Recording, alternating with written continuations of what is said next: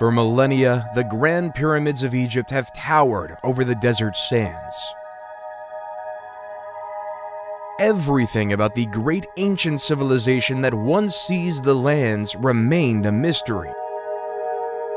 That is, until July 19, 1799. A French soldier discovers a large stone about 35 miles east of Alexandria during Napoleon Bonaparte's Egyptian expedition, unearthing a written language that had been dead for thousands of years. The translations would prove to be the key to unlocking the secrets of an entire civilization.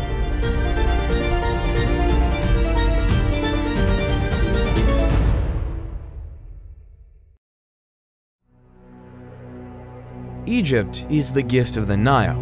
That's what Herodotus, the father of history, said. Since the Nile is the lifeline, as it provided Egypt with water for the cultivation of crops, which led to the burgeoning of civilization all along the length of the Nile Valley. The river strip that divided the Egyptian territory into two parts provided a favorable environment for the rise of civilization when the Nile Valley began in the Miocene times, cutting it into its current shape.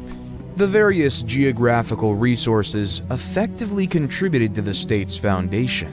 As a result of the annual floods that spread the fertile soil to the east and west over the centuries, mud deposits built up. When the water recedes and flows along its banks, the agricultural year begins, making Egypt one of the first agricultural communities that ever existed in human history. At the end of the Paleolithic era, there was a widespread production of arrows, harpoons, querns, sewed skins, boneworks, and pottery.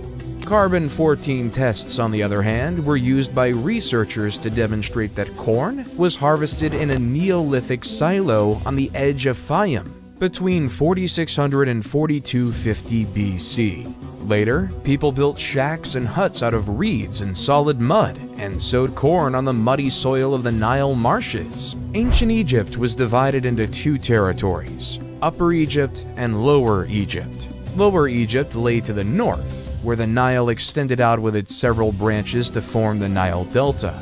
Upper Egypt, which stretched to Aswan, was to the south. The two kingdoms were united around 3000 BC by King Narmer, but each retained its regalia, the Hedjet or white crown for Upper Egypt and the Deshret or red crown for Lower Egypt. As a result, the pharaohs were known as the rulers of the two lands, and they wore the Shent, a double crown with each half denoting sovereignty of a different land.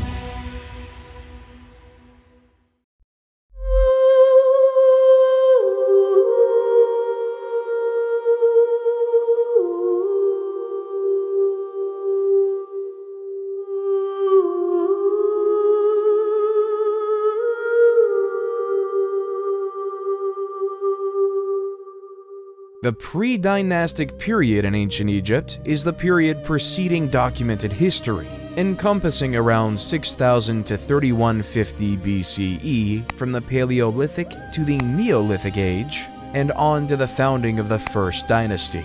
While there are no written records from this period, archaeological digs in Egypt have unearthed items that convey their tale of the Nile River Valley's cultural history. The pre-dynastic period is called by the regions or ancient city sites where these artifacts were discovered, rather than the cultures that lived there. The Halfen culture thrived circa 30,000 BCE in the area between Egypt and Nubia, giving birth to the Cadon and Sibyllian cultures around 10,000 BCE, and the Hierophant culture. All of these cultures are hunter-gatherer societies that gradually grew more sedentary and settled into more permanent settlements based on agriculture. The Fayum Oasis is a natural basin located southeast of the Giza Plateau that gave home to the Fayum A civilization during 9000 to 6000 BCE. These people lived in the vicinity of a vast lake and made their living through agriculture, hunting, and fishing. The people of Fayum constructed reed homes with subterranean basements for food storage, Cattle, sheep, and goats were domesticated, and basketry and pottery production flourished. During this period, tribal chieftains assumed positions of power, which may have been passed down to the next generation in a family or tribal unit. Communities went from tiny tribes traveling together to large groupings of diverse tribes living in the same region all the time. The Fayum A culture gave rise to the Merimde during 5000 to 4000 BCE, which was named from artifacts discovered at the location of that name on the western side of the Nile Delta. The majority of Egyptians were farmers, and agriculture was the basis of the dynastic Egypt economy, and farmers relied on the annual summer floods to grow their crops. We know that the first Egyptian farmers were hunter-gatherers. They planted crops such as wheat, lentils, barley, flax, and peas, in addition to herding animals. According to what was found on a location in the western side of the Nile Delta, the oldest levels of Merimdi Beni Salama that evolved between 8000 and 4000 BC, in addition to the Fayum Basin, both dating back to the Neolithic era. The Nile Valley's convex terrain encouraged the development of several basins, which in ancient times were flooded with floodwaters every year that brought silt and mud that fertilized the soil. These basins, of which 130 have been found, served as the irrigation system's reservoirs in ancient Egypt. Granaries were made of clay jars or baskets that were buried up to their necks in the earth. The El Omari culture, about 4000 BCE, developed on these achievements by building circular homes of higher complexity with plastered mud walls. All of these cultures evolved and flourished in Lower Egypt, Northern Egypt closest to the Mediterranean Sea, whereas Upper Egypt civilization formed later. The inhabitants of the Badarian culture lived in movable tents, like their ancient forefathers, but preferred fixed homes. Following the Badarian period came the Amratian period, also known as Naqada I, which constructed more complex homes with windows and hearths, wattle and daub walls, and windbreaks around the main entryway. The practice of mummification began around 3500 BCE, where burial items were still left with the deceased. These developments were aided by the Girzian culture, also known as Naqada II, 3500 to 3200 BCE, which launched trading with other regions, inspiring changes in culture and art. The houses were built of sun-baked brick, and the more opulent ones included courtyards, an addition that would become commonplace in Egyptian homes later. The city of Abydos, located north of Naqada, became an important burial location, and huge tombs were built, forming a necropolis, a city of the dead. These tombs were originally made of mud bricks, but subsequently of huge, neatly hewn limestone. Eventually, the site would become the burial place for Egypt's rulers. Despite this, evidence reveals that individuals from all across the nation had their deceased buried at Abydos, and gave burial gifts to commemorate their memory. By this time, the cities of Zeus and Hierakonpolis were considered ancient, while Thinis, Naqada, and Nekhen were rapidly developing. The hieroglyphic alphabet, which was invented around 3400 to 3200 BCE, was used for maintaining records, although no entire sentences from this period have been discovered. At this time, the earliest Egyptian writing discovered so far originates from Abydos, and was discovered on pottery, clay seal imprints, and bone and ivory items. Complete sentences are not found in Egypt until the time of King Peribsen in the 2nd dynasty 500 years later. This period led to the Naqada III period from 3200 to 3150 BCE. Following Naqada III, the early dynastic period and Egypt's recorded history began. With commerce, communities expanded and flourished, and the populations of both Lower and Upper Egypt increased. Small villages of brick dwellings and buildings evolved into bigger urban centers that soon clashed, most likely for trade products and water resources. Thinis, Naqada, and Nekhen were the three principal city-states of Upper Egypt during the period. Thinis appears to have defeated Naqada before absorbing Nekhen. These battles were fought between the Scorpion Kings, whose identity is unknown, and others, most likely Ka and Narmer. According to some researchers, Scorpion I, Scorpion II, and Ka were the final three rulers of the proto-dynastic period, before King Narmer invaded and unified Lower and Upper Egypt and created the First Dynasty.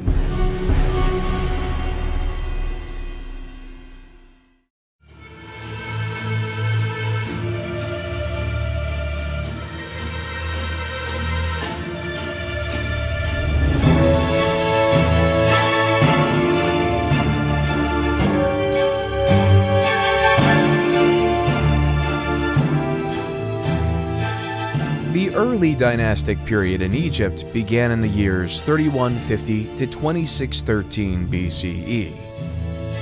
This marks the beginning of the country's historical era in which Upper Egypt, the south, and Lower Egypt to the north were unified as one country under centralized authority. During this time, the divine rule of the monarch started, and a distinct Egyptian culture emerged, including the development of writing, arts, and sciences. Menes, the first king of Egypt, was a ruler of Upper Egypt, presumably from Phoenice or Hierakonpolis, who defeated the other city-states around him before conquering Lower Egypt around 3150 BCE. Narmer married the princess Neithotep of Nakata in an arrangement to enhance the links between the two towns. He undertook military operations in Lower Egypt to quell revolts and expand his territory into Canaan and Nubia. He sponsored massive construction projects, and urbanization developed throughout his reign. Hor-Aha, Narmer's son, is assumed to have succeeded him in 3100 BCE, continuing his father's military expansion and increasing trade. He was notably interested in religion and the concept of the afterlife, and it was under his reign that the mastaba tomb was built. Hor-Aha was replaced by his son Jur in 3050 BCE, who followed in his father's footsteps. His son Jet, about 3000 BCE, married Princess Mernith and is considered to have taken leadership of the nation after his death. It is uncertain whether she governed as regent for her infant son Den or as queen, but her reign is notable for being the first time a woman is recorded governing in ancient Egypt. Den, about 2990 BCE, is regarded as the greatest monarch of the First Dynasty and reigned for 50 years. His reputation as an efficient monarch stemmed from his economic advances, military conquests, and the stability of his rule, as proven by expensive construction projects and elaborate works of art. Den is the first monarch to be represented wearing the crowns of Upper and Lower Egypt, showing that he ruled over a unified nation. Den was succeeded by two additional monarchs, Enegib and later Semerkhet, both of whom had tough reigns marked by insurgency. The dynasty ended with the Ka's reign, during which his heirs struggled for the throne and were defeated by Hotep Sekemui, who established the Second Dynasty. Internal strife and a lack of, or misunderstanding over, records ruined the Second Dynasty, 2890 to 2670 BCE. None of the Second Dynasty monarchs have reliable dates, and several of the kings' names appear to be repeats of earlier rulers. Hotep Sekemui, which means two powerful ones at peace, is a prime illustration of this issue. Because of his name, it would seem that he came to power after subduing the princes who fought for the throne after Kwa, but his name is inscribed on the entrance to Kwa's tomb, implying that he was the ruler responsible for burying Kwa, and he already had that name before the succession war broke out. Hotep Sekemui is credited with bringing peace to Egypt upon his ascension to the throne, although a brief one. Instability and rebellion marked his reign. Raneb, also known as Nibra, was the first to link his name to that of the gods, and so create a bond between the monarch and the divine. There is no reasonable explanation for Peribsen's decision. Early academics claimed he was the first monotheist who declared Set to be the sole deity. But evidence of his reign's devotion to various gods disproved this. Because his name is only found in Upper Egypt, it's possible that he opted to ally with Set for political reasons, to distinguish himself from the Horus religion of Lower Egypt. For whatever reason, he is regarded as a good monarch because commerce, the economy, religious practice, and the arts all thrived during his reign. Peribsen was replaced by Kheskemwy, probably his son, who continued his predecessor's construction projects and is believed to have brought Egypt's two regions back under central control, or at least reinforced unification. His most famous works include the statues at Hierakonpolis and Abydos, as well as his role as the father of Pharaoh Djoser.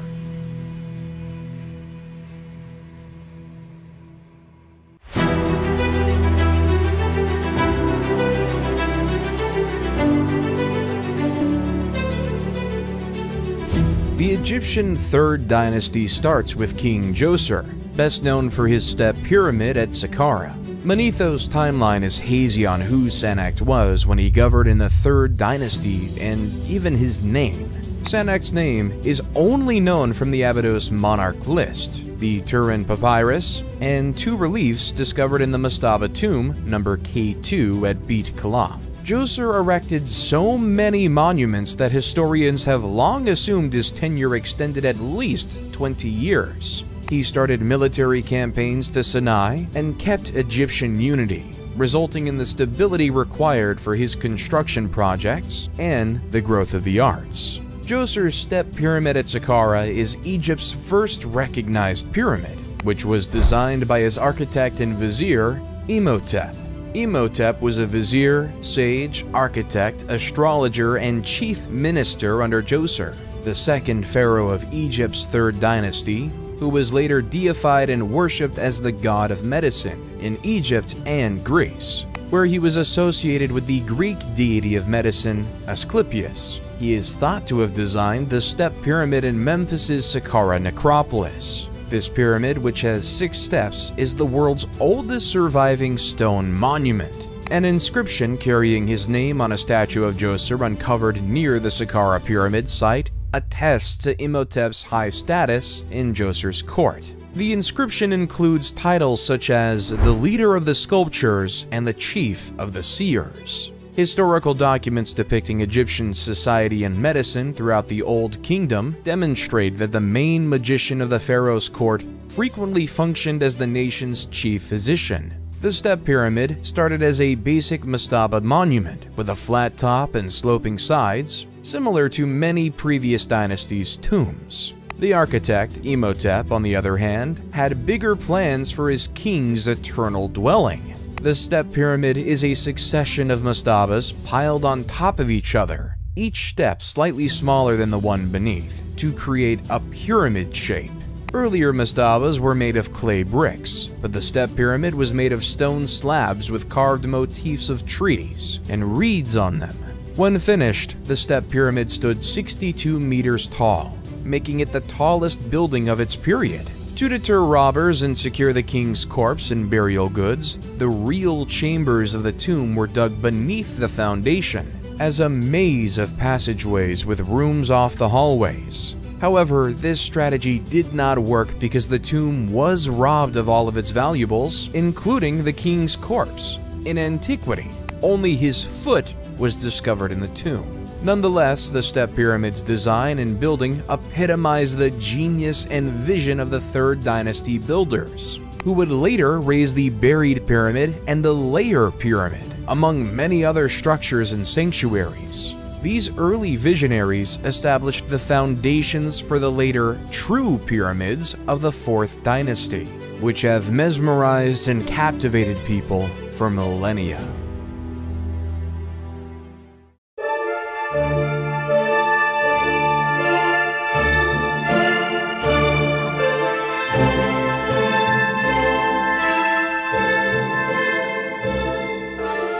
The Old Kingdom of Egypt is also known as the Age of the Pyramids or the Age of the Pyramid Builders, because it contains the Great Fourth Dynasty, during which King Sneferu mastered the craft of pyramid construction. and the pyramids of Giza were built under the reigns of Khufu, Khafre, and Menkaure. The historical documents of this time, the 4th to 6th dynasties of Egypt, are sparse, and historians consider the history of the era as literally written in stone, and mainly architectural in that academics have been able to build a history through the statues and their inscriptions. The pyramids themselves provide little information about their architects, but adjacent funerary shrines and stelae provide the king's names and other significant information. In addition, carvings in stone discovered elsewhere during the period document different events and the dates on which they happened. Lastly, the mausoleum of the 5th dynasty's last monarch, Unas, contained the first pyramid texts, detailed drawings and writings inside the tomb that cast light on the religious views of the period.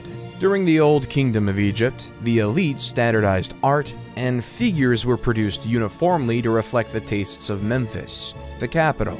Although other art forms such as painting and literature exhibit more skill in the Old Kingdom, statues from the late early dynastic and early Old Kingdom periods are very comparable. The Old Kingdom's most famous works of art are the pyramids of Giza and the Great Sphinx of Giza, both of which remain today, although smaller structures were crafted with the same precision and beauty. In reality, Egyptians placed great importance on Old Kingdom art and architecture in later ages. Although all levels of society may have shared the same religious systems, social inequality persisted even after death. The only significant impediment to reaching an afterlife was being buried outside of Egypt. Egyptians thought that, to be reborn, they needed to be buried in Egypt. If they died abroad, their relatives went to tremendous pains to bring their bodies back for burial, so those correct funerary rituals could be performed and they could be buried in their native land, allowing them to enter the afterlife.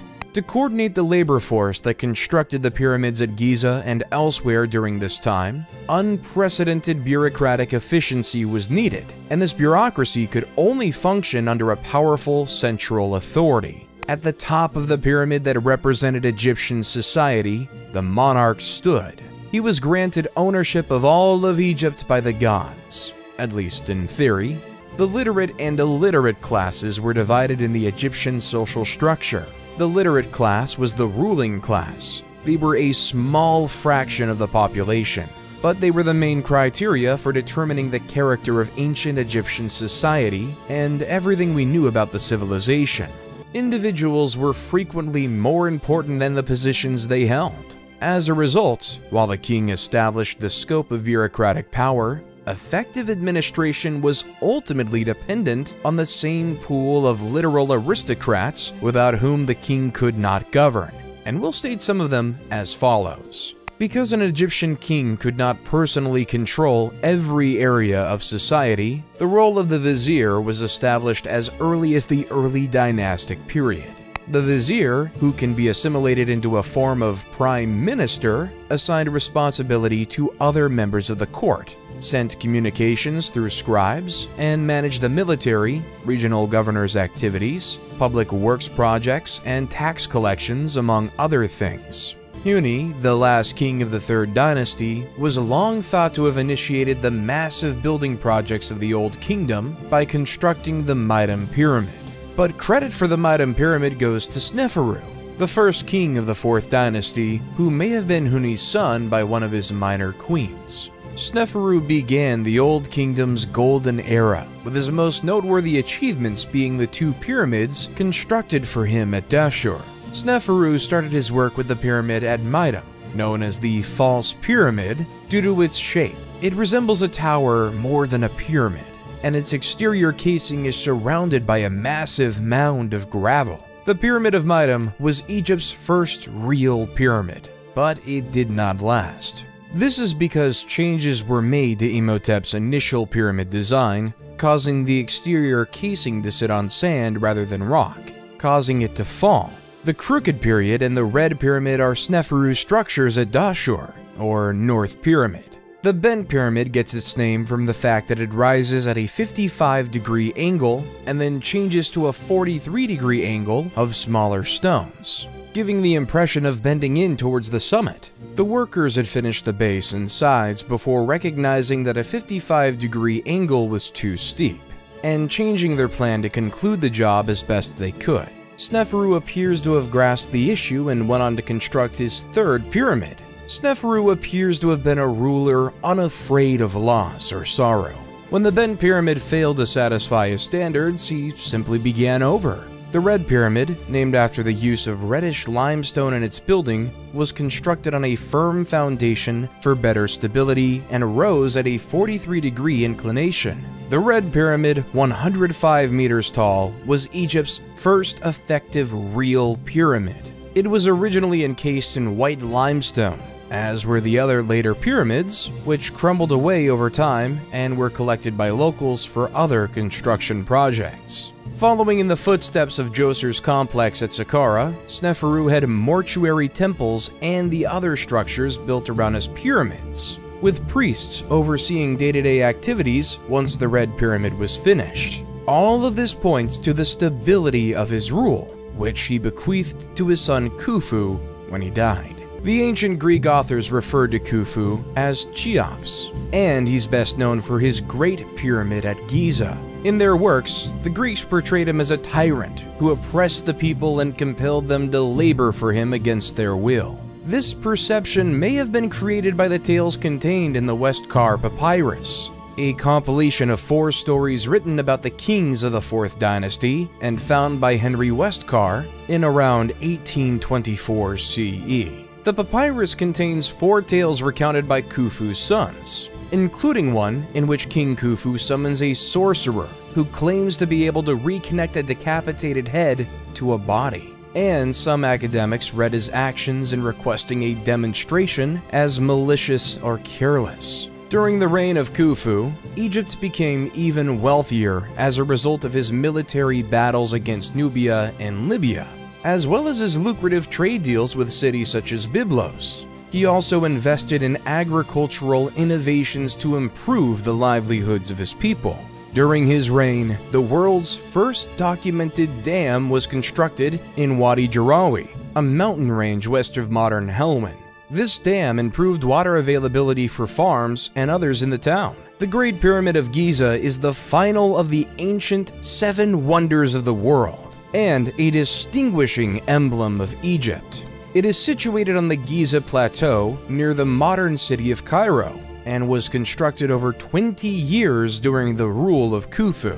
Although many hypotheses exist regarding the pyramid's purpose, the most generally acknowledged idea is that it was built as a tomb for the king. However, how it was constructed remains a mystery to this day. Historians continue to dispute the idea of ramps going around the outside of the building to move the blocks into position. These theories persist despite a growing body of evidence proving that the pyramid was constructed by the ancient Egyptians using technical means that were most likely so common to them that they felt no need to document them. Nonetheless, the complexity of the interior passages, shafts, and chambers, as well as the nearby Osiris shaft, encourages the persistence of these fringe theories, as does the mystery of how the pyramid was built at all, and its orientation to cardinal points. A prominent figure during that time, called Hemayunu, was the vizier during the reign of Khufu in the 4th dynasty, and one of the king's relatives. He was in charge of building his Great Pyramid and keeping an eye over its construction works, and he was buried near Khufu's pyramid. The construction work of the pyramid was done by expert and unskilled laborers employed by the state for the job. These employees either offered to pay off a debt, performed community service, or were paid for their time. The annual inundation of the Nile River was important for Egyptian survival because it distributed rich soil from the riverbank all across the shore's farmlands. However, it also made farming those lands impossible during the flood. During these times, the government supplied work for farms by constructing large monuments. These were the individuals who performed the real physical labor of moving stones, elevating obelisks, constructing temples, and constructing the pyramids that continue to amaze and motivate people today.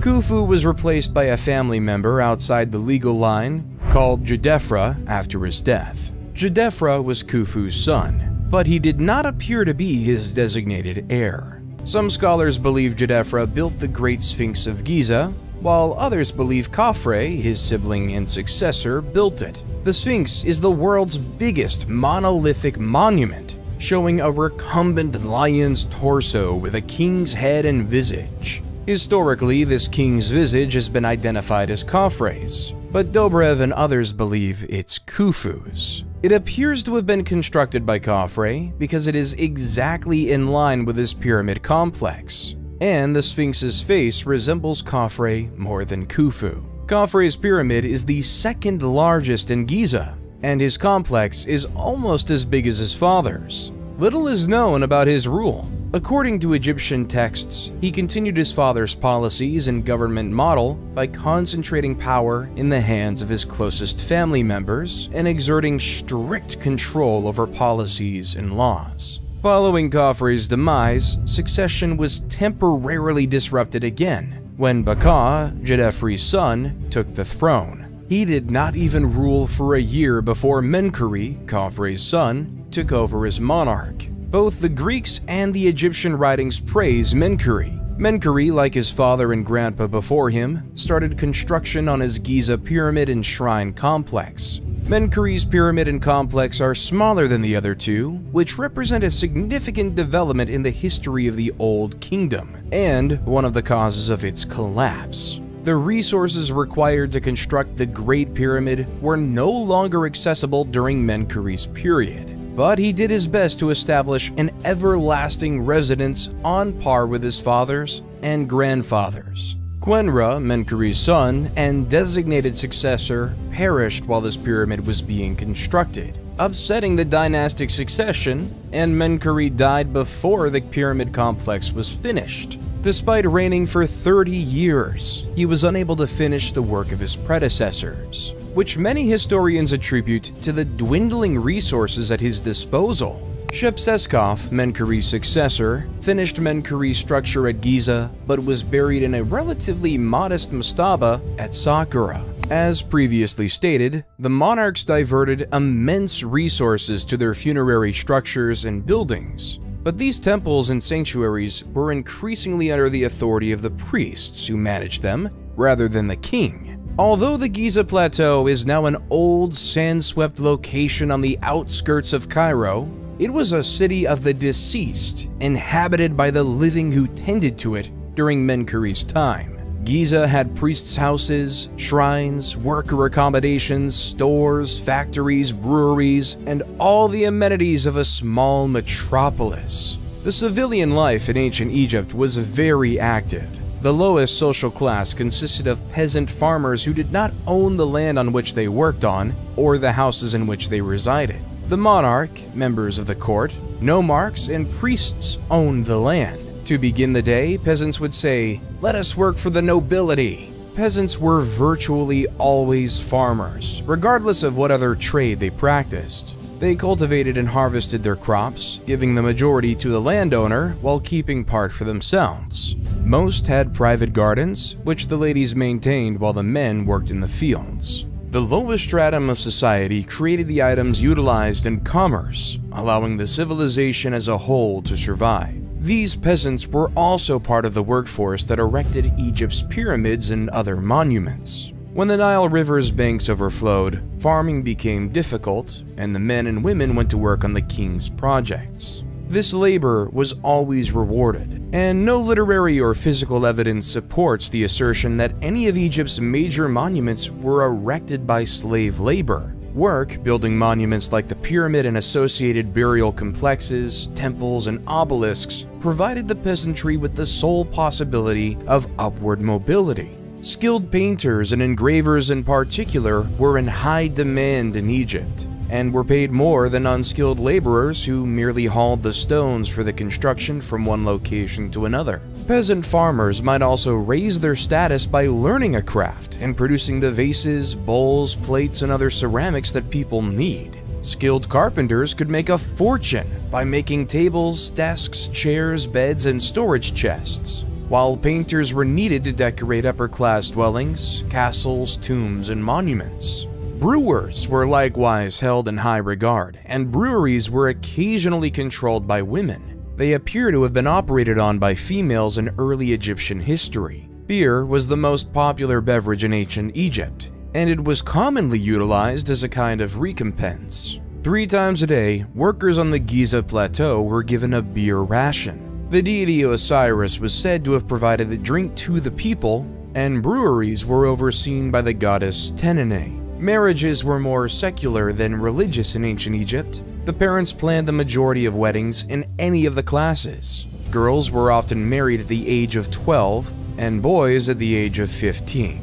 Royal offspring were frequently promised to foreign monarchs as babies to seal treaties. The ancient Egyptians' lives were not all labor. They found plenty of time to have fun by participating in sports, board games, and other activities. Hockey, handball, archery, swimming, tug-of-war, gymnastics, rowing, and a sport known as water jousting, which was a sea battle played in small boats on the Nile River in which a jouster tried to knock the other out of his boat, while the second team member maneuvered the craft, were all ancient Egyptian sports. The festivals of ancient Egypt were individually distinct in their own right, depending on the nature of the occasion, but they all had one thing in common: drinking and feasting. The Egyptian diet consisted mostly of grains, wheat, and vegetables. The meat was incredibly expensive, and only royalty could afford it. The 4th dynasty ended with Shepsekhof's brief reign, and the 5th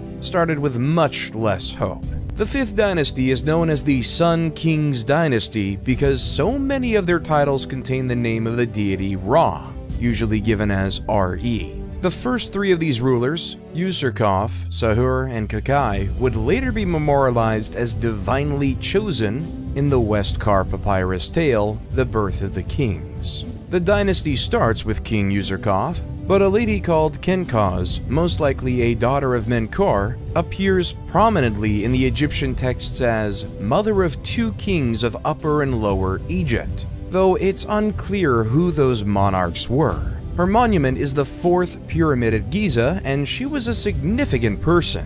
Not much is known about her. Userkaf is best renowned for his work on the Temple of the Sun and Abusir. This structure represents a significant divergence from the position of the monarch at the beginning of the 4th dynasty, and the beginning of the end of Giza as the king's necropolis. The sun deity Ra was now venerated directly by the people through the priesthood, and the king's position as the god's primary representative was reduced. Userkaf's son Sahur replaced him and constructed his funerary complex at Abusir near the Temple of the Sun. Sahur was a capable monarch who led the first Egyptian expedition to Punt and arranged significant trade treaties with other countries. Punt, on the other hand, was one of his biggest accomplishments, as it became an important source of many of Egypt's most valuable resources, and in time was regarded as a legendary country of the gods. Sahur constructed his own temple to the sun in Abusir and was the first to use palmiform columns in the building, which would later become the norm for columns throughout Egypt. Sahur's war exploits and cautious resource management enriched the nation, as demonstrated by the intricate work done on his mortuary complex and the inscriptions discovered. His son, Neferirker Kakai, succeeded him. Inscriptions suggest he was a good king and well-regarded, but little is known of his tenure except that the priesthood got even more dominant during his control. His son, Neferifre, succeeded him but perished young, possibly around the age of 20. He was followed by King Shepsekhar. Nusir-ini succeeds him, and the priests of Ra acquire even more authority during his rule. The bureaucracy of the temples and mortuary buildings grew as well. putting a burden on royal coffers, which paid for sanctuary care and maintenance. Menkaure replaced him, but little is known about his rule other than the fact that he was the last monarch to construct a temple to the sun. Djedkeraisi replaced him in the late 25th to mid-24th century BC. The roots of Djedkeraisi are unclear. He's not regarded as Menkaure's son, but he may be connected. To keep the economy stable, he reforms the administration and the clergy extensively during his rule. Djedkeraisi refused the customary practice of erecting a shrine to the sun deity and decreased the number of clerics required to maintain funerary structures. He also arranged the Second Punt expedition, which enriched Egypt and reinforced relations with Punt. The most important element of Djedkeraisi's reign, however, was the decentralization of the government in Memphis, which gave local authorities more authority. Djedkeraisi was replaced by his son Unas, the reign of whom is little documented. Unas was the first Egyptian king to have the interior of his tomb decorated and inscribed with what became known as the pyramid texts. These inscriptions depict the king in communion with Ra and Osiris. The position of the king was already considerably reduced when the 6th dynasty started. Local officials and bureaucrats built more elaborate tombs than nobles during the rule of the first monarch, Teti. Teti was killed by his bodyguards according to the 3rd century BCE historian Manetho, an act that would have been inconceivable earlier. He was replaced by Userkure, who may have been involved in the assassination plan. His reign was brief, and he was followed by Merierpepi I, during whom the nomarchs gained authority. By the end of the Old Kingdom, the political power had fragmented and the system was decentralized. The restoration of central power was a lengthy process that lasted well into the 12th dynasty. Because of the breakdown of central power, political authority passed into the hands of the nomarchs, who took complete control.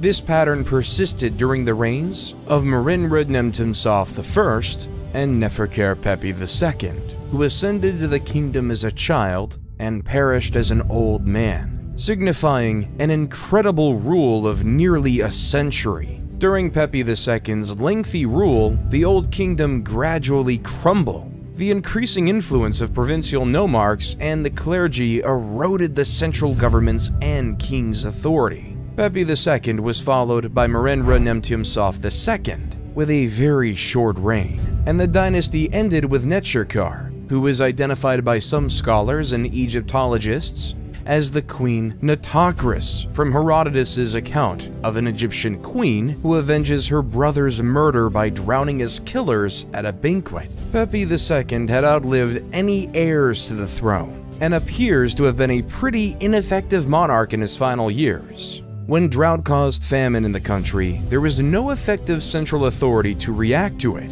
The Old Kingdom terminated with the 6th dynasty because no powerful ruler ascended to the throne to guide the people. Local authorities focused on their areas and lacked the means and motivation to assist the rest of the nation.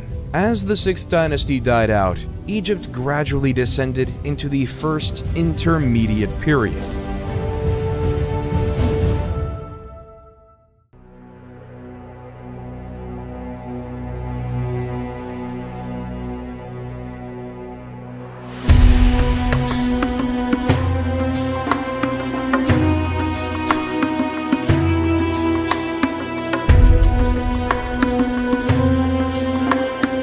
The First Intermediate Period is marked primarily by a rise in the authority of provincial administrators of distinct areas, and a decline in the power of the central government at Memphis. The great structures of the Old Kingdom on the scale of Giza's pyramids were no longer constructed within the First Intermediate Period because there was no strong central sovereign to order and pay for them, and no administration to coordinate the large workforce. The cultural image that comes from a study of historical data does not support a chaotic, dark era, but rather a different social and political model than what had come before. There is some historical evidence for the claim of unrest and claimed disorder, which stems from the absence of a single powerful central government. The The country's different regions were essentially self-governing. The dearth of information about the kings of the 7th and 8th dynasties attest to their ineffectiveness. Their identities and dates will be forgotten in Egyptian annals. The ancient city of Memphis was abandoned at some time by rulers who saw themselves as the heirs of the Old Kingdom kings. The rulers of the 9th and 10th dynasties then seized Heracleopolis as their center and declared themselves Egypt's real kings. Intef, a Theban nomarch who bore the customary epithets of Great Overlord, of the Nome, and Overseer of Priests, came to prominence in Thebes around 2125 BC and opposed the authority of Heracleopolitan kings. Intef I established Egypt's 11th dynasty and provided the push for the country's unity. During the Middle Kingdom, he was known as Intef the Mighty, and a monument in his honor was erected in the Temple of Karnak. And this was the way leading to the beginning of a new era, which was the Middle Kingdom.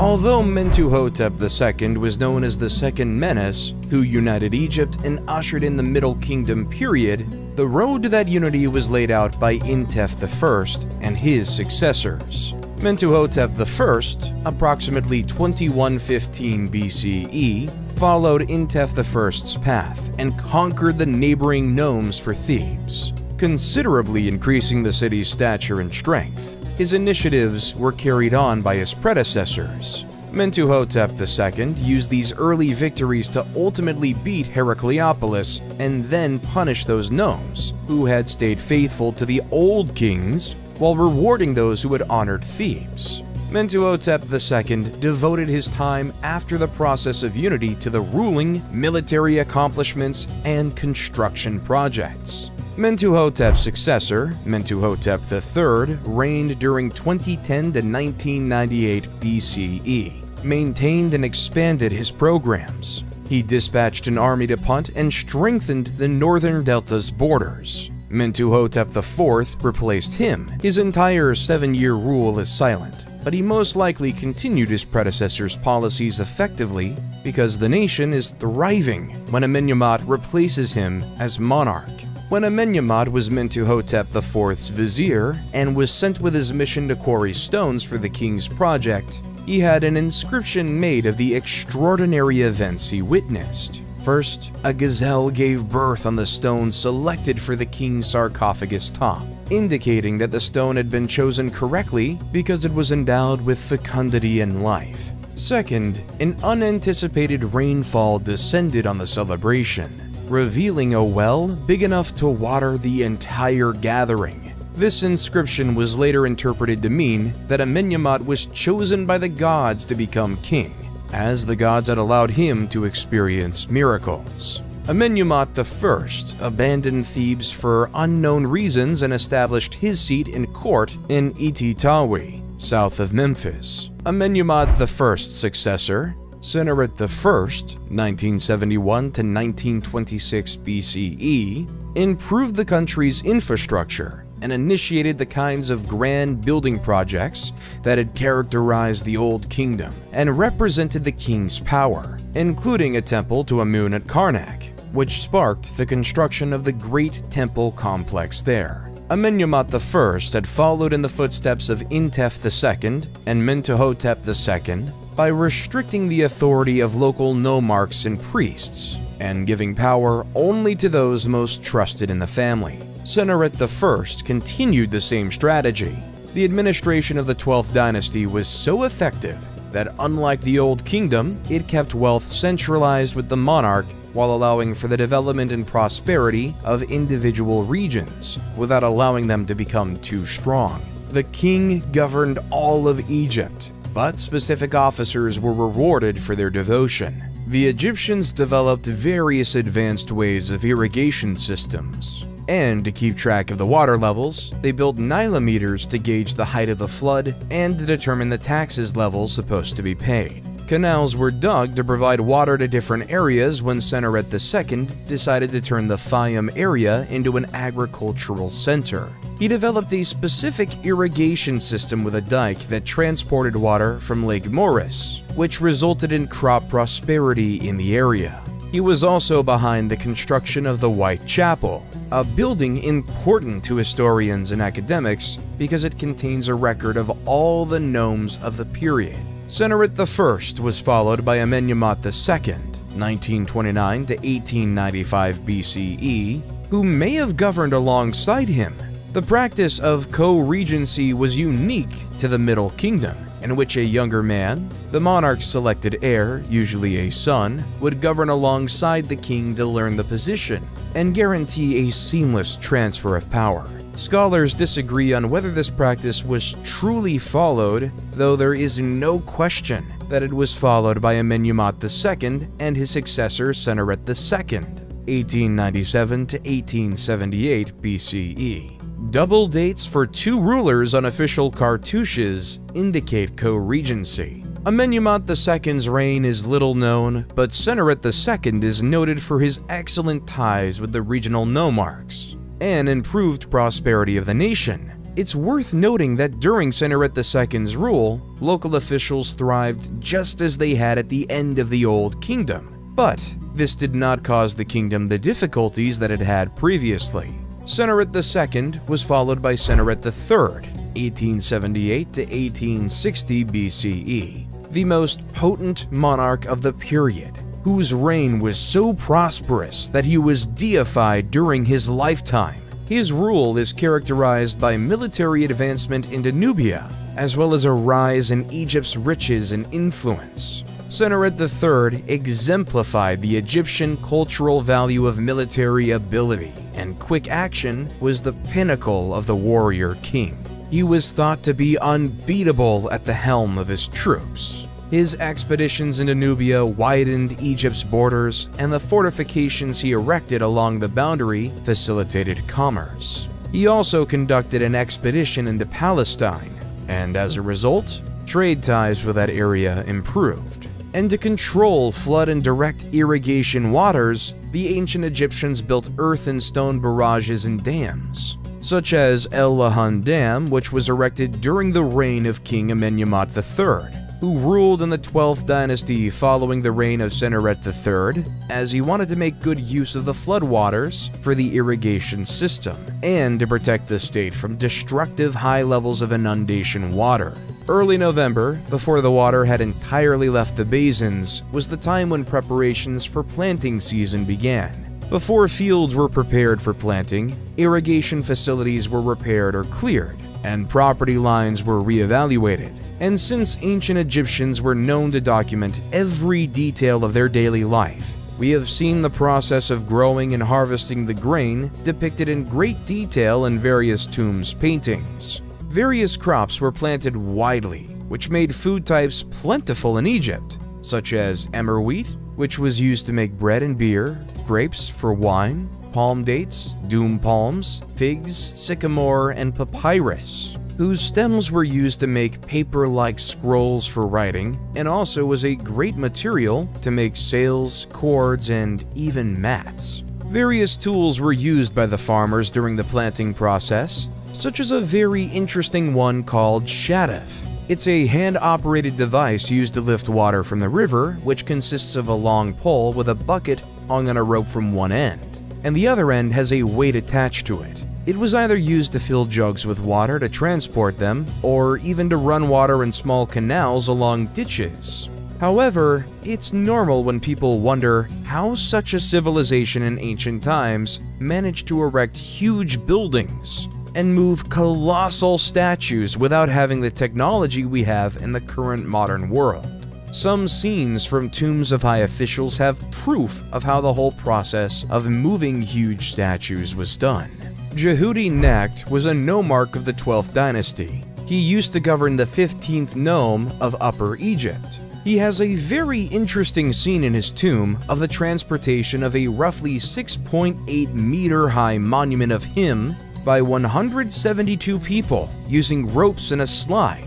in an endeavor aided by the dumping of water in front of the slide. Unfortunately, no evidence of this colossus has ever been discovered. Amenemhat III boasted of no major military triumphs, but constructed almost as many monuments as his father and was responsible for the vast mortuary sanctuary at Hawara, known as the Labyrinth. Amenemhat IV, 1815 to 1807 BCE, replaced him and maintained his policies. He completed his father's construction tasks and began many of his own. During his reign, military and commercial expeditions were undertaken on numerous occasions, and trade thrived with towns in the Levant, particularly Byblos and elsewhere. The co-regency policy, if it was implemented, had guaranteed a seamless transfer of power from ruler to ruler, but it failed in the case of Amenemhat IV, who had no male successor to prepare for success.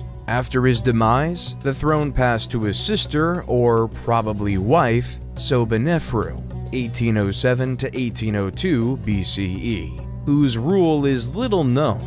Unless the Queen Nitocris of the 6th dynasty of the Old Kingdom is accepted as real, Sobonefru was the first woman to govern Egypt since the early dynastic period.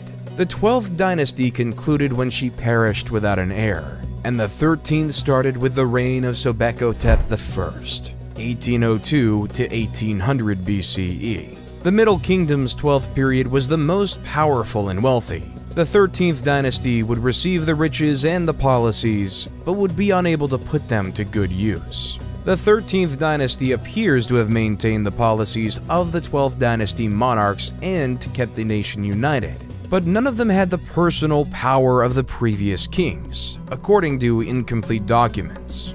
Lower Egypt started to develop its political groups.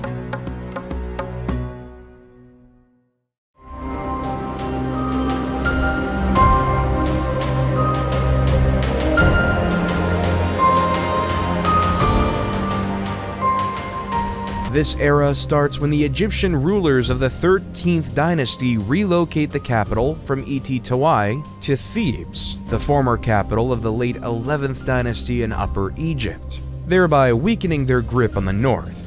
Amenemhat I, 1991 to 1962 BCE, established the tiny settlement of Hutwaret in the far north at the start of the 12th dynasty, which developed into a commercial hub with easy access to the sea and road paths to Sinai and the area of Palestine.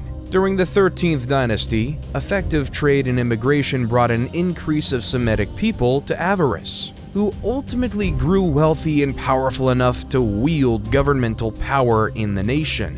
These individuals were known to the Egyptians as Hekakosset or Hyksos. The name of the Hyksos remains unclear. Many hypotheses have been proposed, including the possibility that they were refugees escaping the Aryan invasion of Asia. The Nordic invasion hypothesis has been debunked, as has this assertion. The Egyptians refer to them as Asians, but this was a word used for anyone beyond the country's eastern boundary, from the Levant to Mesopotamia. During the late 13th dynasty, the Egyptian monarchs ceased supplying the border fortifications located in Nubia, and no additional soldiers were stationed there. The troops, who were already stationed at the forts, were never returned to Egypt, and the former garrisons became their permanent residence. These troops served as commerce intermediaries between the Egyptian city of Thebes and the Kingdom of Kush. As the 13th dynasty neglected matters to the south, just as they were doing to the north, the Kingdom of Kush developed into a centralized power, with its capital at Kerma. Some of the ancient Egyptian fortifications along the border were destroyed at some time, presumably during an assault, though this is unclear. What is evident is that as Egyptian government in Thebes disregarded Kush's influence in the south, Kush's power increased, and the boundary became more flexible. The troops who had been left behind no longer saw it as their duty to protect against invasions, and had grown more acclimated to the role of traders than military men by this point.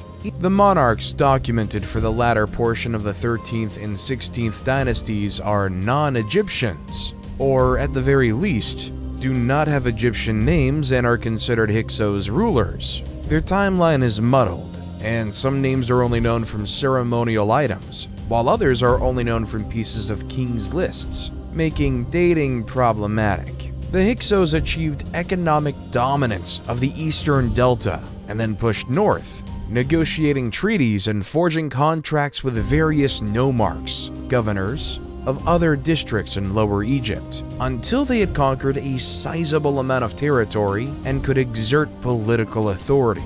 Once established in Avaris, the Hyksos elevated Egyptians to positions of power, adopted Egyptian customs and attire, and absorbed Egyptian deity worship into their own beliefs and ceremonies. The Hyksos monarchs established Egypt's 15th dynasty, but once they were evicted, the invading Thebans destroyed all traces of the Hyksos in Egypt. Only a few Hyksos rulers are known by name thanks to the ruins of inscriptions and other texts discovered at Avaris and elsewhere, including the best known, Apepi. Apepi was also known as Apophis, and had an Egyptian name related to the giant snake Apophis or Apep, the sun god Ra's nemesis. At the same time the Hyksos rose to prominence in northern Egypt, the Nubians rose to power in the south. The Middle Kingdom's 13th dynasty, like Lower Egypt's, had forgotten to pay attention to its southern frontier. Thebes remained Upper Egypt's capital,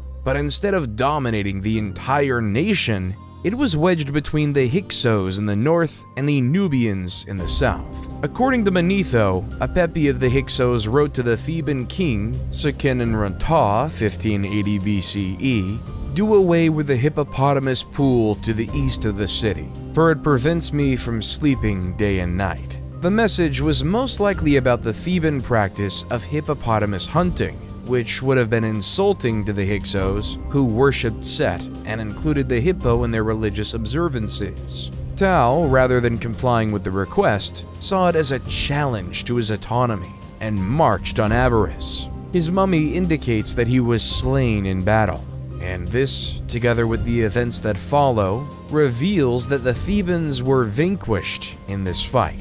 Tao's son Chamos took up the cause, lamenting bitterly in an inscription about having to pay the Asiatics taxes and dealing with outsiders to the north and south of him and his kingdom.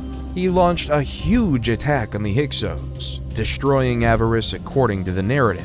Chamos reports that his attack was so fast and scary that it rendered the Hyksos women barren, and that he destroyed the city to the ground following the carnage. This tale appears to be exaggerated, as the Hyksos retained control of Lower Egypt 3 years after Chamos' invasion, and Avaris remained the Hyksos' stronghold. Chamos was succeeded by his brother Ahmose, who, according to the inscriptions, drove the Hyksos out of Egypt and destroyed their metropolis of Avaris. These events are described in the tomb inscriptions of another man, Ahmose son of Abana, a soldier who fought under King Ahmose, who describes the devastation of Avaris and the retreat of the remaining Hyksos to Sharawin in the Palestine region. Ahmose then besieged this city for 6 years until the Hyksos fled again, this time to Syria, although what happened to them after that is unknown. Ahmose I not only established the 18th dynasty, but also began the new Kingdom of Egypt, the age of the Egyptian Empire. The Hyksos were responsible for the formation of a professional Egyptian army of conquest, since Ahmose I, and those who followed him, sought to ensure that no foreign nation ever gained such dominance in their land again.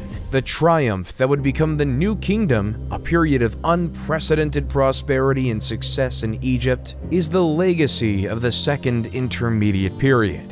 The 18th dynasty of Egypt, established by Ahmose I, would build some of the most renowned and memorable monuments since the Old Kingdom's pyramids, and expand Egypt's borders into a kingdom.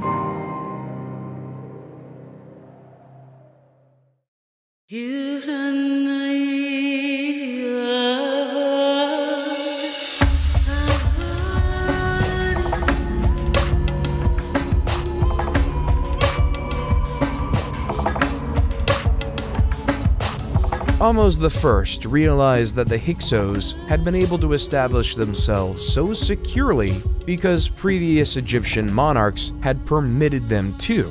As a result, he chose to establish protected areas around Egypt's boundaries and fortify neglected settlements in strategic locations to protect the nation.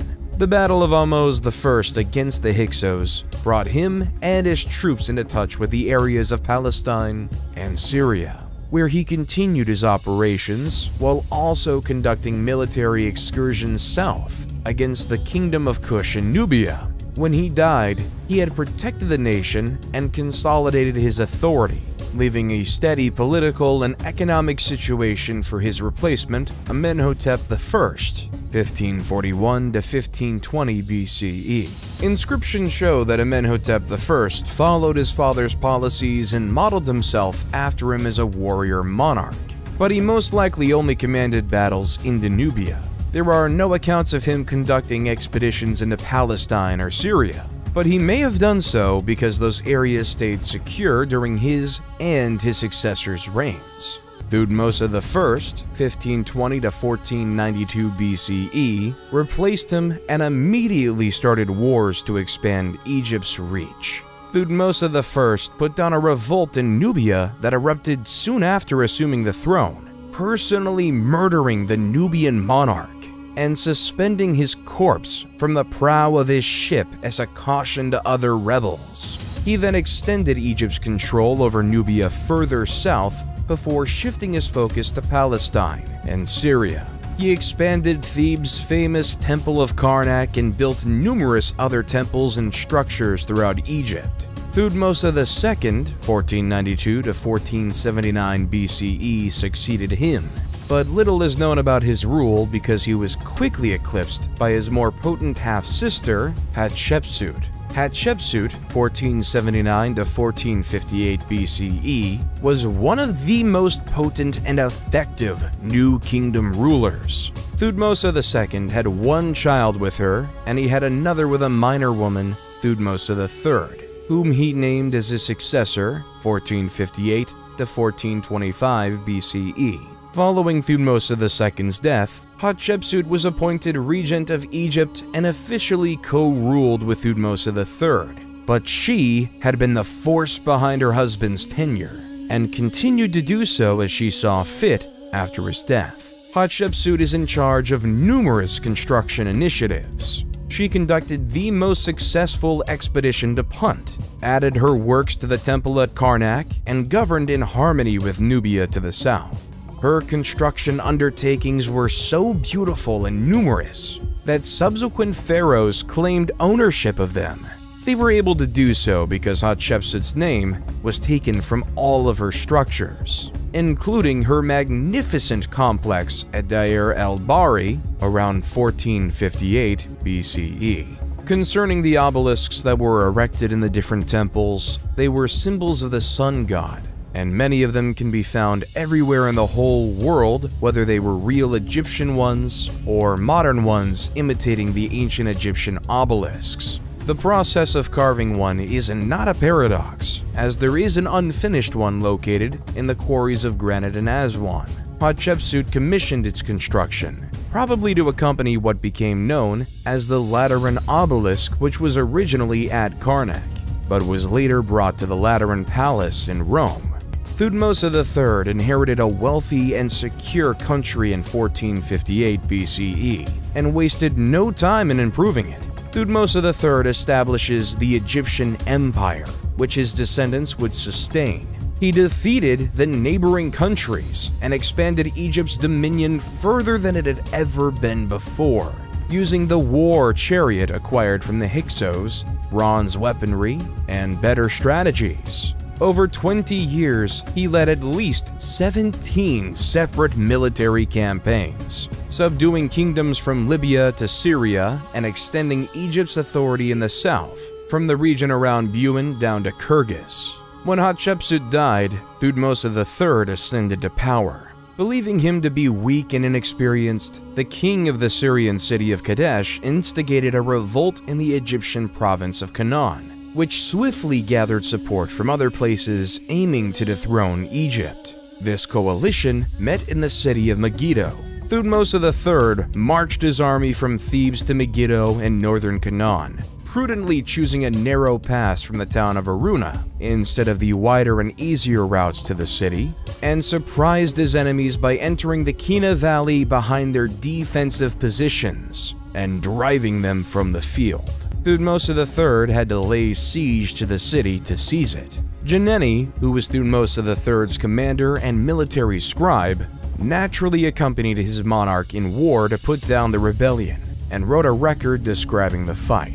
Thutmose III was so taken by Jani's tale that he had sections of it written on the walls of the great temple of Amun at Karnak, and, to a lesser extent, elsewhere. Geneni begins by describing why the writing on the temple's walls exist. He then goes on to explain the campaign and its motivations. The wretched adversary referenced on several occasions is the king of Kadesh, who started the revolt and gathered the armies against Egypt. But it is also used to refer to everyone who joined the rebellion at times. Following the Battle of Megiddo, Thutmose III would subdue and punish those who took part, capturing not just Kadesh, but also all of Syria and the Mitanni territories in Mesopotamia. He was succeeded by his son Amenhotep II, 1425 to 1400 BCE, who inherited and built on his father's powerful and safe kingdom. He was not a warrior king,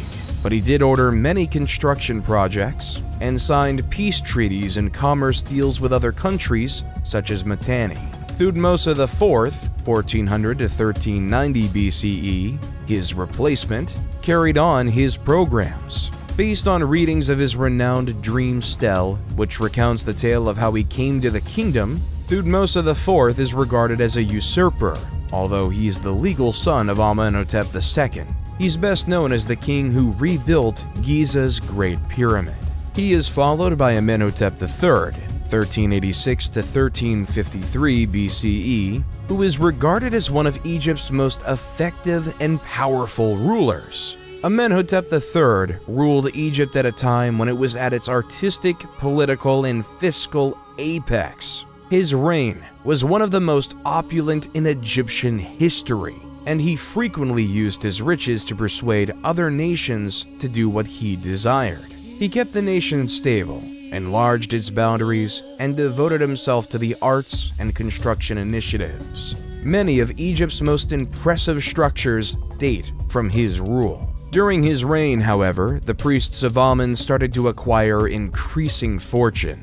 They possessed more property than the monarch and used it to enrich themselves further. Amenhotep III attempted to contain their increasing influence by allying himself with Aten, a minor deity symbolized by a sun disk. He appears to have believed that the authority of the pharaoh behind the worship of Aten would elevate the status of those priests over those of Amun. His scheme failed, but it did elevate the deity Aten, who would play an important role in the rule of Amenhotep's son and successor. Amenhotep IV, also known as Akhenaten, was an Egyptian pharaoh renowned for establishing monotheism and banishing the ancient gods. His rule became known as the Amarna period because the Egyptian capital was relocated from Thebes to modern-day Amarna. He ascended to the kingdom as Amenhotep IV, but changed his name to Akhenaten in the 4th or 5th year of his rule, dissolved the old religion, particularly the worship of Amun, and raised the deity Aten to the position of the one true god. Only the cult of Aten was recognized as a valid religious organization. All other sanctuaries were shuttered, and their veneration was prohibited. He built a shrine to Aten at Karnak's great temple of Amun, which he also shuttered. His wife was the famous Nefertiti, best known for the magnificent bust created by the sculptor Thutmose. Upon Akhenaten's death, he was succeeded by his young son, Tutankhaten, 1336 to 1327 BCE, who quickly changed his name to Tutankhamun, who took to the throne at just 9 years old. The young leader relocated the capital to Memphis, restored Thebes as a religious center, which also held political significance, reopened the temples, and restored Egypt's ancient religion. although he instituted significant changes that helped secure the nation. He's best known for his magnificent tomb, which Howard Carter found in 1922.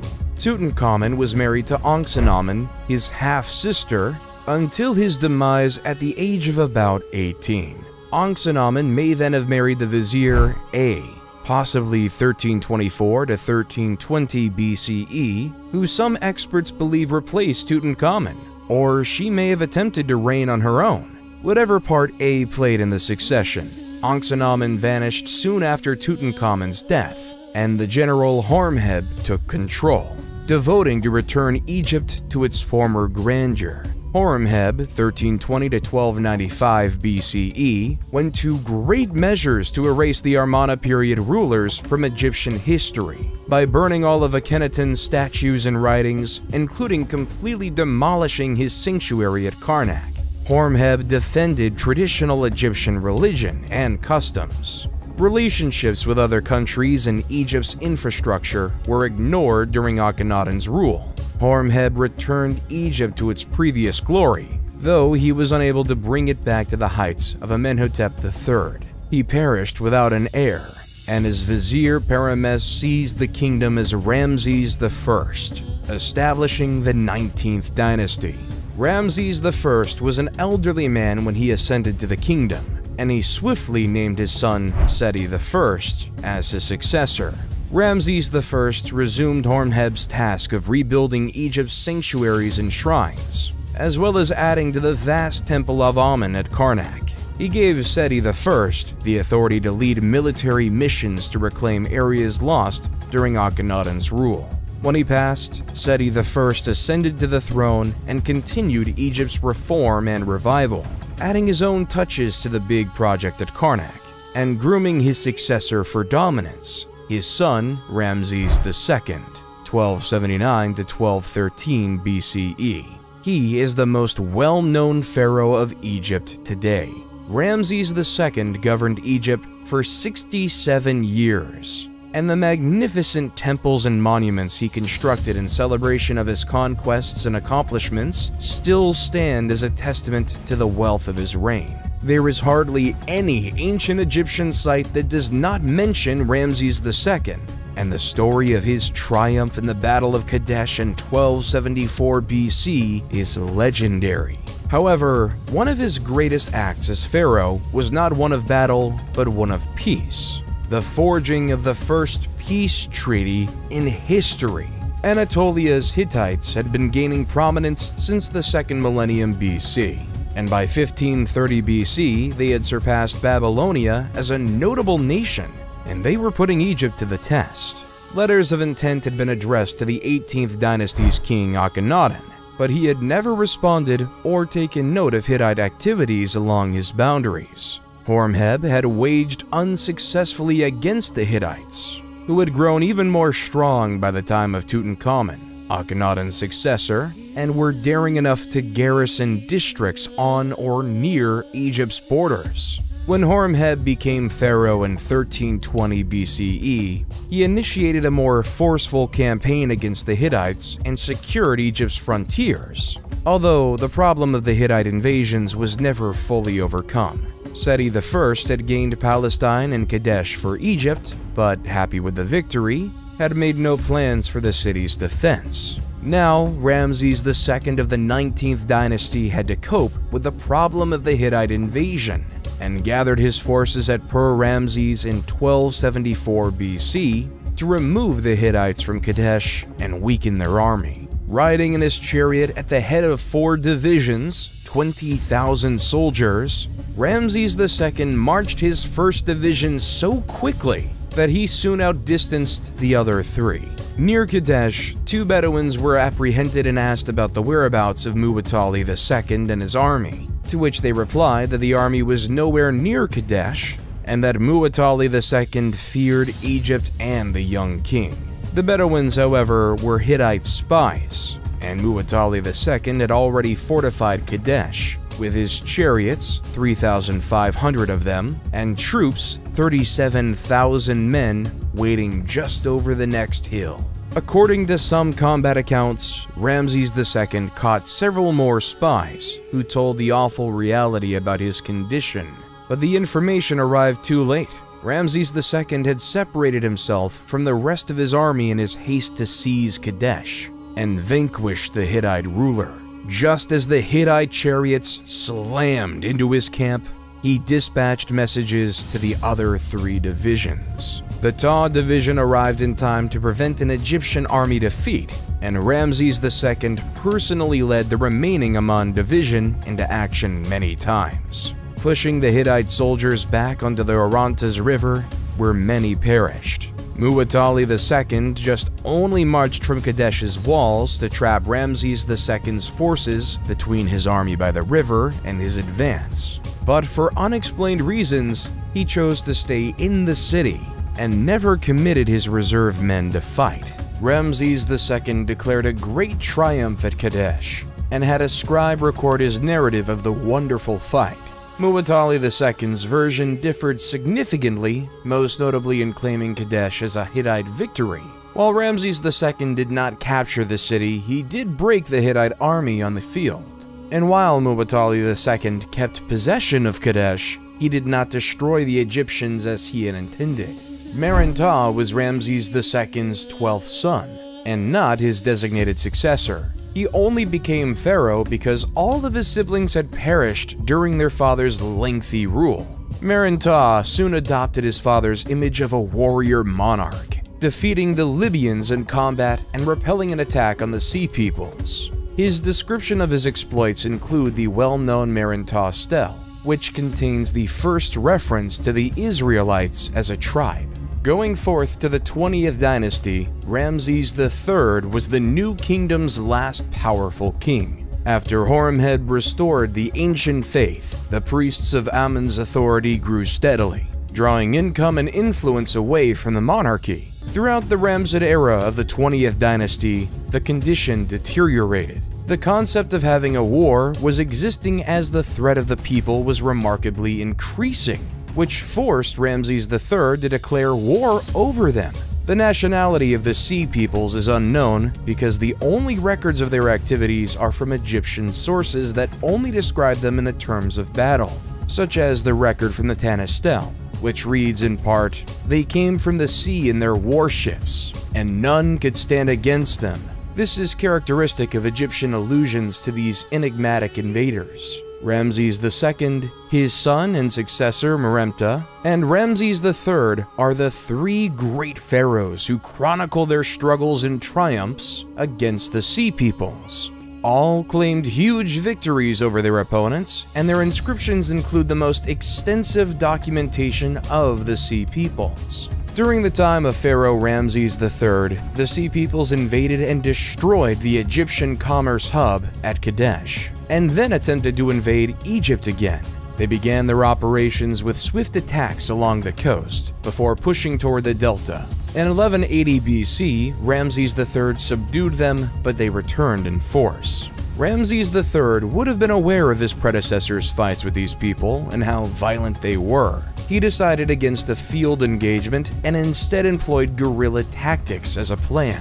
He set up ambushes around the coast and along the Nile Delta, and his archers were especially efficient, putting them camouflaged along the beach to shower down arrows on the ships at his signal. The ships were set on fire with burning arrows once the crew was dead or drowning. After crushing the naval invasion, Ramses III turned his focus to what remained of the invading troops on land. He used the same tactics as previously, and in 1178 BC, the Sea Peoples were defeated off the coast of Zeus. Egyptian annals once again depict a spectacular victory, in which many Sea Peoples were slaughtered and others were captured and coerced into the Egyptian army and fleet, or sold as slaves. Although Ramses III spared Egypt from invasion, the battle was so costly that the royal treasury was depleted, and the tomb builders at Deir el-Medina could not be paid. This resulted in the first documented labor strike in history, in which workers walked off the job and refused to return until they were properly reimbursed. And then, the momentum of the Egyptian empire started to fade. Ramses III retained a powerful central authority, secured the borders, and kept Egypt prosperous. But the kingdom was crumbling around him. The office of the Pharaoh of Egypt no longer held the same level of reverence it once did because the priests of Amun served as an intermediary between the gods. Ramses III was injured in an assassination attempt staged by one of his lesser spouses, and perished as a result of his injuries. Ramses IV, 1155 to 1149 BCE, ascended to the throne only after his elder siblings perished. He attempted to imitate the great pharaohs of the past and did complete several construction projects while battling to keep the empire's declining territory, but he perished after a brief rule. He was succeeded by his son, Ramses V, who fought to retain control against Amun's priests and keep the kingdom together. His successor, Ramses VI, carried on the fight with little success. Ramses VII replaced him, followed by Ramses VIII, about whom little is known, Ramses IX, Ramses X, and Ramses XI.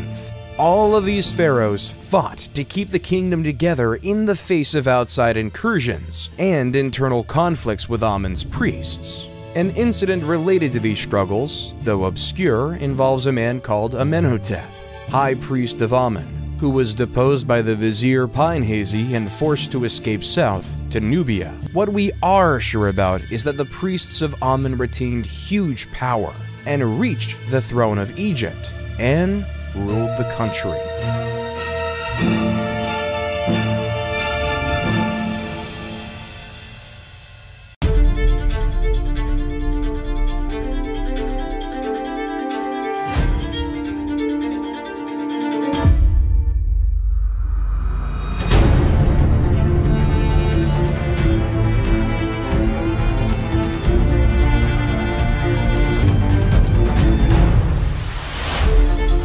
Smendes, 1077 to 1051 BCE, a ruler of Lower Egypt who governed from Tanis, interred Ramses XI. Following the Egyptian custom, a monarch was buried by his successor, and Smendes asserted his legal right to govern by relocating the capital from Per-Ramses to Tanis. However, by this time, the priests of Thebes had grown strong enough to assert their authority to rule, and the nation was divided between Tanis's control over Lower Egypt and Thebes's rule over Upper Egypt. Contrary to popular belief, this split did not end in civil conflict or internal strife. Smendes was strong enough to be noticed, but he only controlled Lower Egypt, and not much of it. He governed around the same period of Thebes' high priest Herihor, who reigned from around 1080 to 1074 BCE. Herihor was a general of the troops, as were all Amun's high priests, but he had little impact outside of Thebes.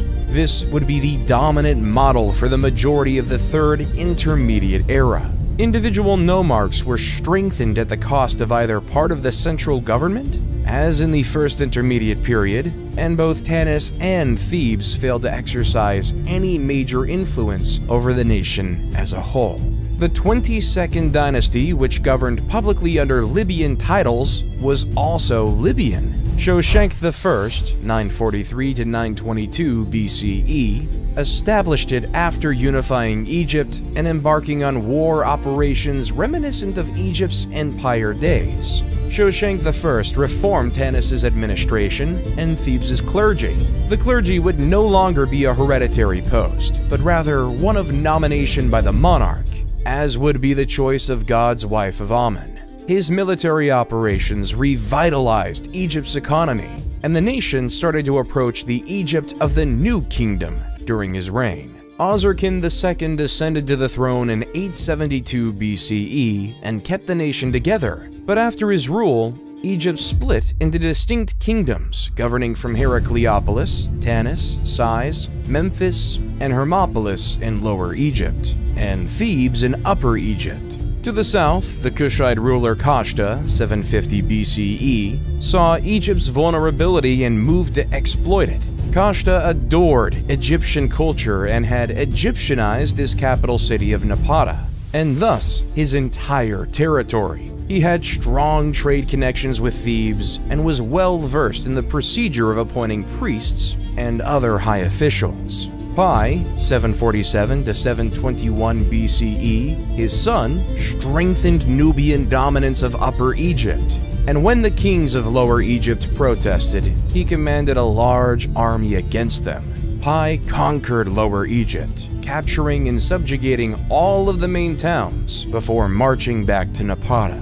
Egypt was now legally under his rule, but he allowed the Lower Egyptian kings to regroup and re-establish their power. These buffer zones diminished during the Third Intermediate Period, and Egypt lost its prior strength. But there were still countries on its boundary, such as Judah and Israel, that served the same purpose. The subjugation of those areas by Shoshenq I pushed Egypt's boundary up against the Assyrians, with no buffer in between. Moving forth to the 26th dynasty, Psammetichus I was a powerful ruler who instilled in his people the grandeur of Egypt's past by restoring it through massive projects, renovations, restorations, and military feats. His son Necho II, 610 to 595 BCE, continued his father's legacy by conducting military battles, ordering construction projects, and expanding the military. The Egyptians were never great seafarers, and Necho II recognized this by establishing a fleet of Greek mercenaries, which proved quite successful.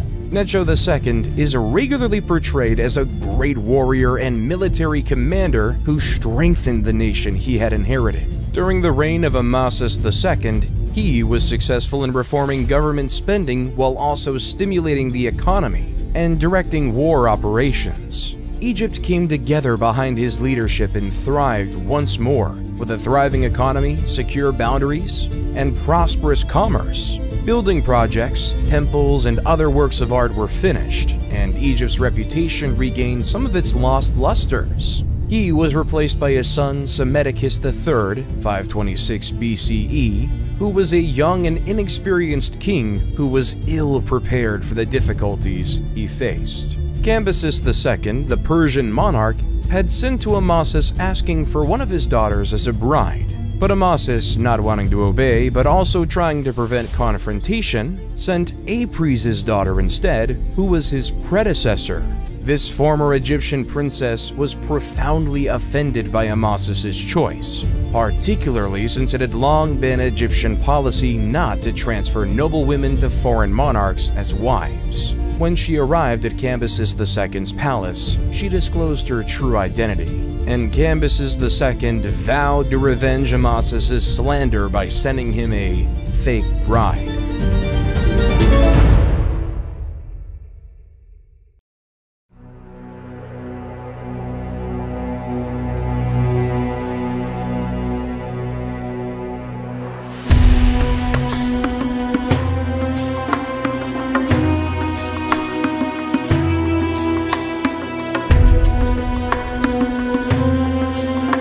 Unlike Cambyses, Darius wanted to govern Egypt in his absence. He ascended to the throne of the Achaemenid Empire in 522 BCE and toured Egypt at least twice, though he favored Egypt from afar.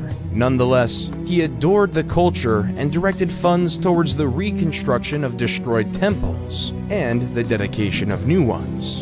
In keeping with the Persian practice of religious tolerance, Darius praised the Egyptian gods with presents and statues. He is widely viewed as having a gentler hand with Egypt than Cambyses. For the second Persian conquest of Greece in 480 BCE, his son Xerxes I, 486 to 465 BCE, relied on all the resources of the Achaemenid Empire, including Egypt. When the Persians were defeated at Salamis in 480 BCE and Plataea in 479 BCE, Xerxes abandoned foreign affairs in favor of construction projects and different relationships with court ladies. Artaxerxes I, 465 to 424 BCE, succeeded him and battled for 6 years to put down the first significant Egyptian rebellion, led by Inaros II, the Libyan royal son of Psamtik V. encouraged and assisted by Athens in 460 to 454 BCE. While it is true that the Persians ruled Egypt during the 27th and 31st dynasties, Egyptian culture was kept alive, and the 30th dynasty of Egyptian rulers gave Egypt back a brief time of its former glory before the Persians invaded their land again. This era comprises the 27th to 31st dynasties of Egypt. Egyptian resistance to Persian control, on the other hand, is visible throughout the area, and Egypt thrived under Persian rule because the Persian Shahs respected the culture. Amarteus of the 28th dynasty, Nectanebo I and Nectanebo II all governed the nation, commanded troops, and participated in construction projects in the manner of the great pharaohs of the past. Whoever was behind the revolts against Persian authority, Egypt's second conquest did not last long. Philip II of Macedon, 359 to 336 BCE, defeated the Greek city-states and incorporated them into Macedonian authority. When he was murdered in 336 BCE, he was preparing a grand expedition to subjugate Persia. He already had all of the means he would require for the conquest, which he entrusted to his son, Alexander. The pharaohs of the 30th dynasty upheld Egyptians' kingship's honor and left their impressive structures in the footsteps of those who came before them. So, while the late period may be considered the end of Egyptian sovereignty, it should not be considered the end of Egyptian civilization. Even today, Egypt's cultural accomplishments inspire respect, if not fear, and remain among the most popular and intriguing of the old world. Although times changed, current modern Egypt in the 21st century might look like a coming forward version of ancient Egypt. The Nile River is still sacred to the Egyptian people, and they still celebrate the same festivals of the ancient times, such as the spring festivals. The food is quite inspired by the authentic ancient food. The traditions are still there, and even the last development form of the ancient language called the Coptic is still spoken in Egypt in churches' prayers and the middle of their Arabic dialect. The modern people are proud of the legacy. It was seen in the parades that were done in Cairo for the transportation of the mummies to the civilization's museum, and the reopening of the Alley of the Sphinxes in Luxor. They're building new cities, digging their way to improve commerce with the highways dug in the middle of the mountains, passing through the deserts. They're almost opening the biggest museum in the whole world. Excavations unearth every day new discoveries which might lead soon to a discovery similar to that of the tomb of Tutankhamun in 1922. And this land will always remain an attractive mystery, dazzling and enchanting people from all over the world with its magic and history.